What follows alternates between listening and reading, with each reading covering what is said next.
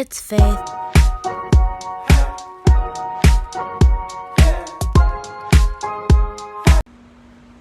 Baik, assalamualaikum warahmatullahi wabarakatuh. Saya Niken Ayu Lestari, NIM F1C118094, ingin mempresentasikan PowerPoint saya tentang materi-materi UAS Biokimia 2. Masuk soal yang pertama, yaitu hubungan antara metabolisme karbohidrat, lemak, dan protein.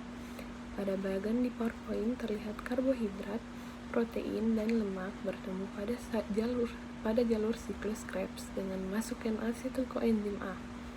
Seperti yang kita ketahui, asetil-koenzim A merupakan bahan baku dalam siklus Krebs untuk menghasilkan energi yang berasal dari katabolisme karbohidrat, protein, maupun lemak. Titik temu dari berbagai jalur metabolisme ini berguna untuk saling menggantikan bahan bakar di dalam sel.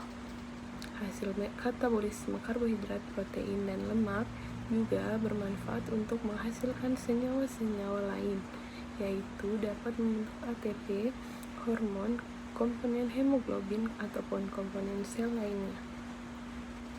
Lemak atau asam heksanoat lebih banyak mengandung hidrogen terikat dan merupakan senyawa karbon yang paling banyak tereduksi. Sedangkan karbohidrat atau glukosa dan protein atau asam glutamat banyak mengandung oksigen dan lebih sedikit hidrogen terikat adalah senyawa yang lebih teroksidasi. Keterkaitan metabolisme karbohidrat dan protein menjadi keterkaitan metabolisme karbohidrat, protein, dan lemak atau lipid, yaitu mereka akan dimetabolisme yang hasil akhirnya menjadi asetil-koenzim A, di mana asetil-koenzim A merupakan substrat untuk siklus Krebs. Kemudian dari siklus Krebs dihasilkan CO2. Yang selanjutnya yaitu metabolisme protein. Proses metabolisme protein dimulai dari proses pencernaan di mulut sampai di usus halus. Dilanjutkan dengan proses metabolisme asam amino. Protein diabsorpsi di usus halus dalam bentuk asam amino lalu masuk ke dalam darah. Di dalam darah, asam amino disebar ke seluruh sel untuk disimpan. Di dalam sel, asam amino disimpan dalam bentuk protein dengan menggunakan enzim. Hati merupakan jaringan utama untuk menyimpan dan mengolah protein. Perubahan kimia dalam proses pencernaan dilakukan dengan bantuan enzim-enzim saluran pencernaan yang mengkatalisis hidrolisis protein menjadi asam amino. Berikut beberapa fungsi protein bagi tubuh. Yang pertama yaitu sebagai sumber energi protein. Protein merupakan salah satu sumber energi yang penting bagi tubuh selain lemak dan karbohidrat. Sama dengan karbohidrat, protein mengandung 4 kalori per gramnya, sedangkan lemak memasuki energi lebih banyak, yakni 9 kalori per gram. Yang kedua yaitu membangun dan memperbaiki jaringan tubuh.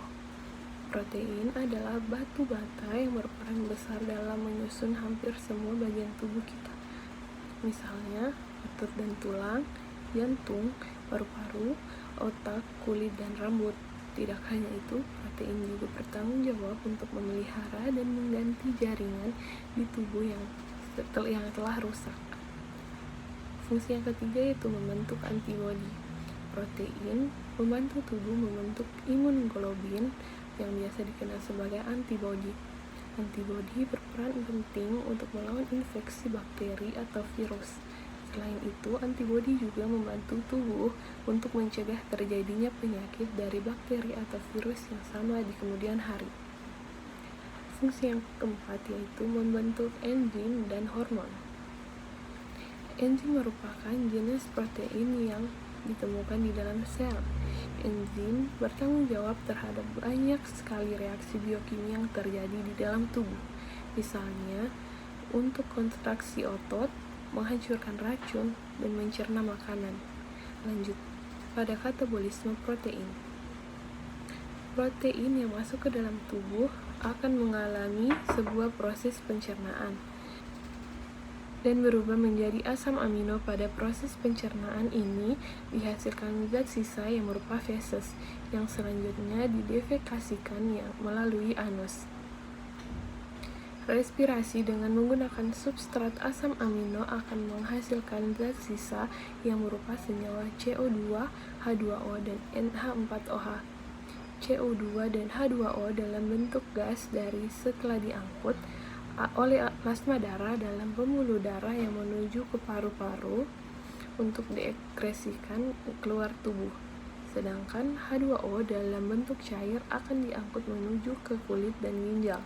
H2O setelah sampai di kulit akan diekskresikan dalam bentuk keringat, dan H2O setelah sampai di ginjal akan diekskresikan dalam bentuk urin. Untuk senyawa NH3 dan NH4OH merupakan senyawa yang bersifat racun yang sangat membahayakan sel. Oleh karena itu, sebelum dikeluarkan harus diubah dahulu menjadi urea di dalam hati, yang sehingga tidak dapat berbahaya bagi tubuh. Dalam bentuk urea, sisa metabolisme ini dipindahkan ke ginjal untuk diekskresikan dalam bentuk urin. Selanjutnya yaitu replikasi DNA. Mekanisme terjadinya replikasi DNA yang pertama yaitu secara semi-konservatif, yaitu beta double helix molekul DNA lama akan membuka dengan bantuan enzim. Lalu, pada masing-masing pita DNA lama terbentuklah pita DNA yang baru.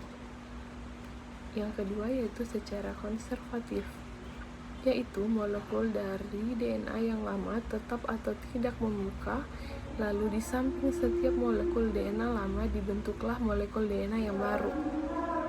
Yang ketiga yaitu secara dispersif, yaitu molekul DNA terputus menjadi beberapa bagian. Kemudian pada setiap potongan tersebut dibentuk DNA baru. Untaian DNA membentuk struktur yang disebut sebagai garpu replikasi atau replication fork. Dapat dilihat gambar garpu replikasi di slide. Garpu replikasi atau cabang merupakan struktur yang terbentuk ketika DNA bereplikasi karena enzim helikase. Untai ganda DNA terbuka menjadi untai tunggal. Masing-masingnya akan menjadi cetakan untuk untai DNA yang baru dengan bantuan enzim DNA polimerase. Dalam hal ini, DNA polimerase membentuk untai DNA baru dengan menambahkan nukleotida deoksiribonukleotida ke ujung 3 aksen hidroksil bebas nukleotida DNA yang sedang tumbuh, sedangkan DNA polimerase bergerak ke DNA induk dengan arah 3 aksen ke 5 aksen, sementara untai DNA yang lain berorientasi 5 aksen ke 3 aksen. Helikase membuka untai ganda DNA dengan arah 5 aksen ke 3 aksen. Oleh sebab itu, replikasi harus terjadi pada arah yang berlawanan. Kemudian masuk pada pembentukan leading strand. Pada replikasi DNA akan terbentuk leading strand atau untai pengawal, yaitu urutan DNA yang disintesis dari arah 5 aksen ke 3 aksen. DNA polimerase pada untai ini dapat membentuk DNA menggunakan ujung 3 aksen min-OH bebas RNA primer, serta sinesa DNA terjadi secara berkesinambungan dengan terjadi searah dengan pergerakan garpu replikasi. Selanjutnya yaitu pembentukan lagging strand. Lagging strand yaitu untai DNA yang berada pada sisi yang berseberangan dengan leading strand. Dalam untai ini, enzim primase akan membentuk RNA primer. Dengan demikian, DNA polimerase bisa menggunakan bus OH3 aksen yang bebas pada RNA primer untuk mensintesis DNA dengan arah 5 aksen ke 3 aksen. Kemudian, fragmen RNA disingkirkan dan DNA baru ditambahkan untuk mengisi celah yang awalnya diisi oleh RNA.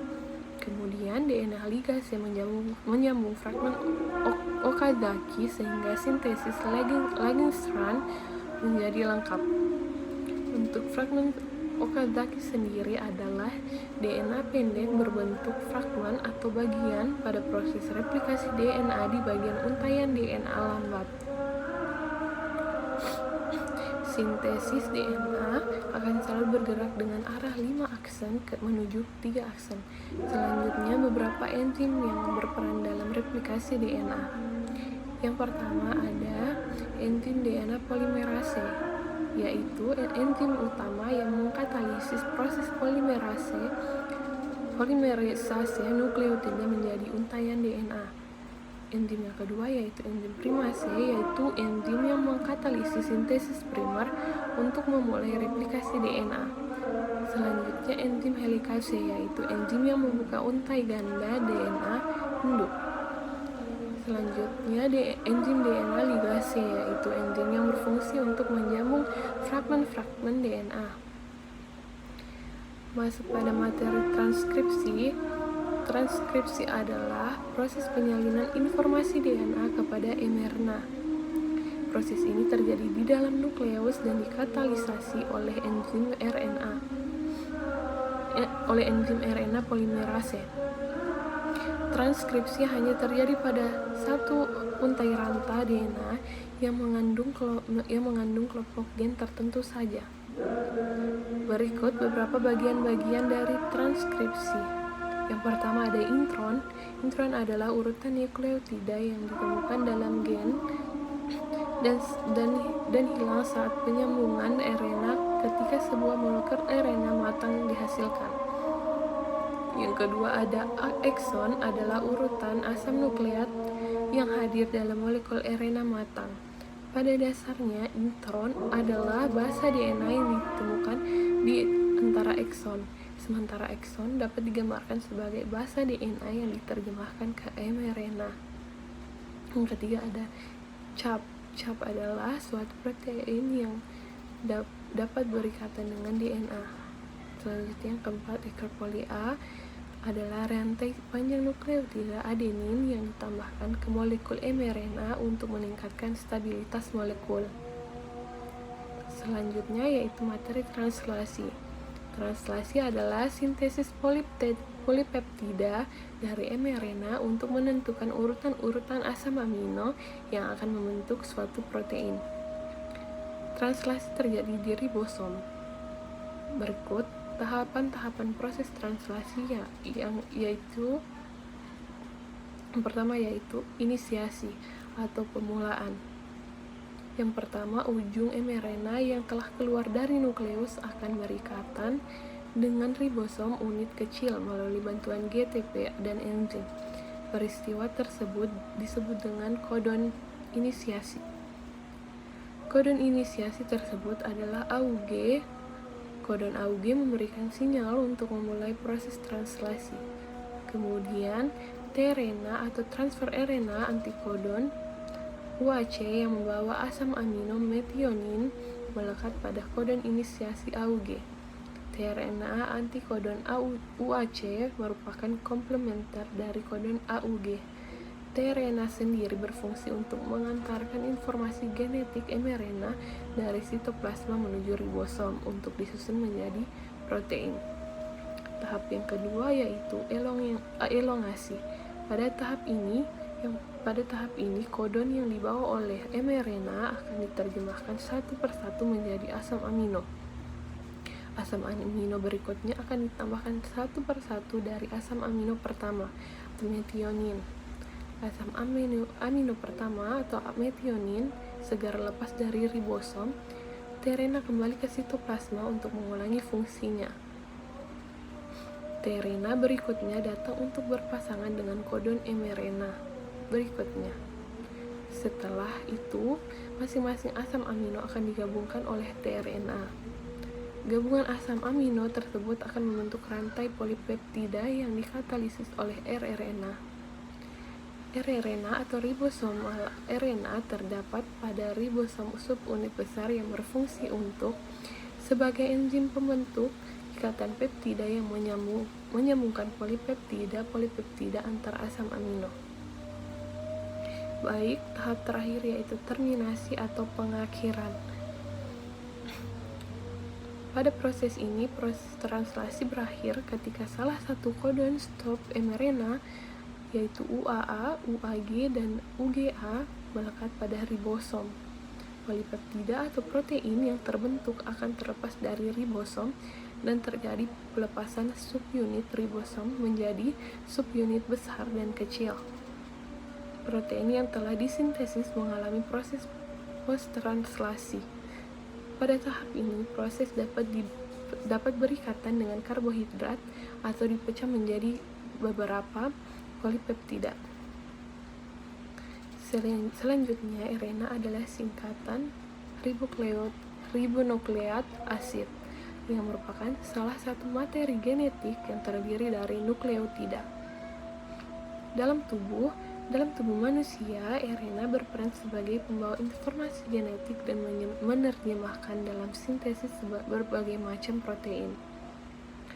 Adapun macam-macam RNA, yaitu yang pertama ada RNA pembawa pesan atau mRNA, memiliki struktur yang pendek dan tidak stabil sesuai dengan kode genetik DNA yang di bawahnya. Yang kedua ada RNA ribosom atau rRNA, memiliki struktur yang panjang dan stabil.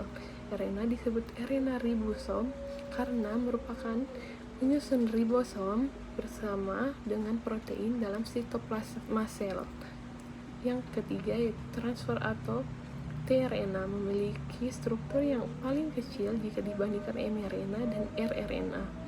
tRNA berfungsi untuk membaca asam amino yang dibutuhkan dengan cara melekatkan diri pada mRNA, lalu mengantarkannya ke dalam ribosom. Baik, itu tadi presentasi PowerPoint saya mengenai materi-materi UAS Biokimia 2. Kurang lebihnya mohon dimaafkan. Wassalamualaikum warahmatullahi wabarakatuh.